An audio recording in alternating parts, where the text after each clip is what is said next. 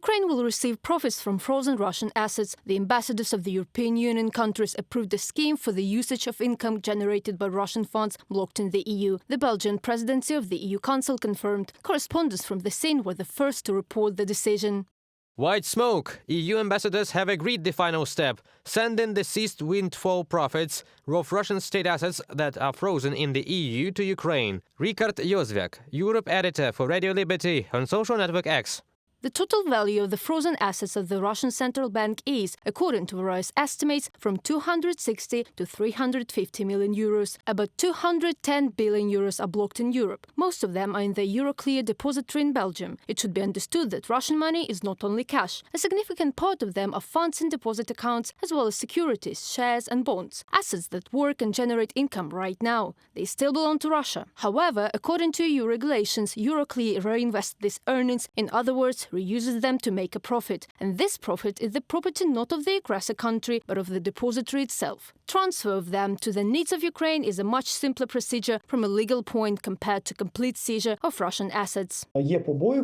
There are fears that the confiscation of Russian assets would be considered a violation of the Russian state's property rights and would undermine the status of the Eurozone and the euro as a reserve currency used by many countries around the world. But using the proceeds from frozen assets is another story, and it is more acceptable in the modern world. In Europe, a consensus has been reached that these incomes should be used in favor of Ukraine, and not just in favor of Ukraine, but in favor of Ukraine's military needs. This is a step forward.